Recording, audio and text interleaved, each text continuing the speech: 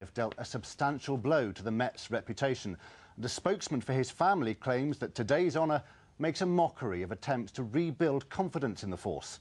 Nick Thatcher reports. She is arguably Britain's most senior woman police officer, heading up the Met's Specialist Crime Wing. But Cressida Dick's name is linked to that of Jean-Charles de Menezes, the young Brazilian man shot dead at Stockwell tube station after being mistaken by police officers for being a would-be suicide bomber.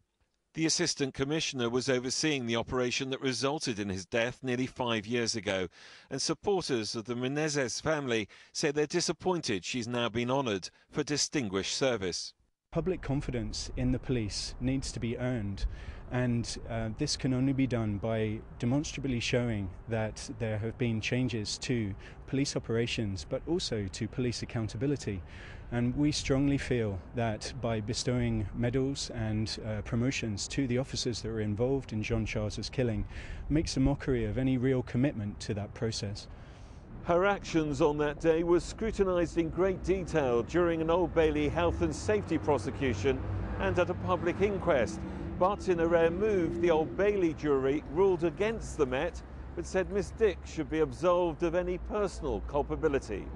The Yard has refused to comment on the family's criticism, saying it's not up to them who's named in the New Year's honours list. They have instead praised Miss Dick's achievements, including her work to tackle organised crime and to promote equality and diversity within the Met. Nick Thatcher, London Tonight, Stockwell. And we will have more on London's New Year's honours winners later in the programme. A 29-year-old has been remanded in custody following the death of a man who died after he tried to stop a fight.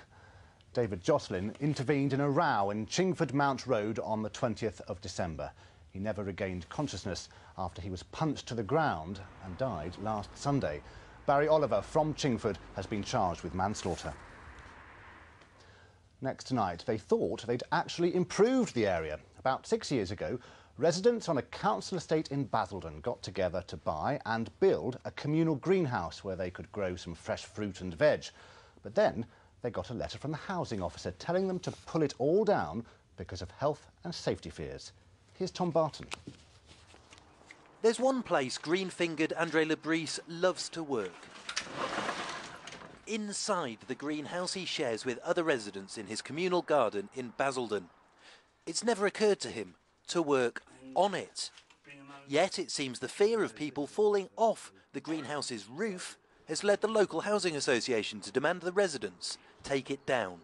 It's because a tenant elsewhere in the district had injured himself falling off the roof of a shed. For one, I don't think anyone can climb up on the glass because it's too slippery, and if they try to pull themselves up, the gutter will fall off.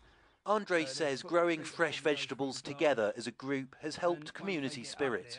We're growing our own stuff, it's fresh, which we're encouraged to do, you know, so actually it's brought us more together.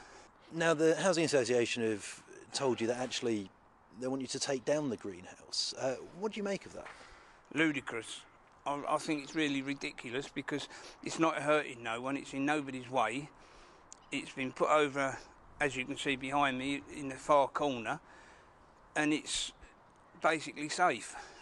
The St George's Community Housing Trust says that it contacted residents because it was concerned that the greenhouse could pose a risk and asked for it to be removed. They say, however, that they do appreciate residents' disappointment and say that they are reviewing the situation. Tom Barton, London Tonight, Basildon. Now, the end of 2009 is just hours away, and London is just hours away from a colossal fireworks display on the Thames, heralding the start of 2010. Slap bang in the middle of it all will be the London Eye, which is where Dominic Velitis is braving the cold for us this evening. Dominic. Well, it is absolutely freezing here tonight, so priority number one, if you do intend to come down, is to wrap up warm. Behind me, of course, the London Eye, the centrepiece to tonight's display. And in case you were wondering, around £400,000 has been spent on the fireworks alone. Around 250,000 people are expected to line the banks of the River Thames here tonight to see in the new year. And as you can imagine, that's proved something of a bit of a challenge for the organisers. London knows how to throw a good party. And tonight will be no different, with 250,000 expected to turn out. If you are coming to see the fireworks, then you should consider coming early, because the event organisers will close the viewing area as soon as it reaches capacity, and that could be as early as 9 o'clock. And every year, thousands of people are disappointed when they don't get to see the fireworks. Today, final preparations were being made.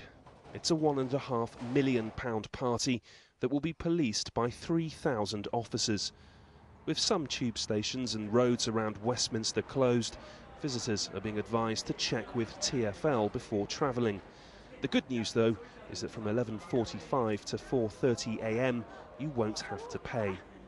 In his New Year's speech, Mayor Boris Johnson says tonight's display will show the world that the most exciting city on earth is looking forward to the future. I see signs of optimism everywhere. We see the housing market picking up, we've got the theatre taking record numbers of visitors, and Oxford Street sold £200 million worth of goods on one day last week, which is a world record. So I hope very much that people will celebrate all the hard work they've put in to 2009. With the final preparations made, the party is about to begin. Soon, hundreds of thousands will be seeing the new year in with a bang. Indeed, they will. And perhaps first on the scene is London's Deputy Mayor Richard Barnes. He joins us now. Richard, thanks for joining us. The Australians, of course, have already had their fireworks display. I think we can see some pictures of that now. They've thrown down something of a gauntlet, haven't they? They've said their display is the best in the world. How do you respond to that? Well, our Australian cousins are the most competitive people in the world, I think. Tonight, for us, it's a celebration, not a competition. Come the Ashes in January 2011, we'll beat them, and that's what really counts. Fantastic. And of course, a new year and a new decade, and an important one for London as well, isn't it? Yeah, the first decade of the 21st century has not clothed itself wholly in glory. So what we're endeavouring to do tonight is start optimistically, showing what London can do, make it open, celebratory city, and we'll move forward with optimism. Fantastic. Richard Barnes, thank you very much indeed for joining us. Well, some final advice from the organisers tonight. If you are coming down, plan your travel early, get here early, and definitely wrap up warm. Dominic Velitis, great advice. Thank you very much.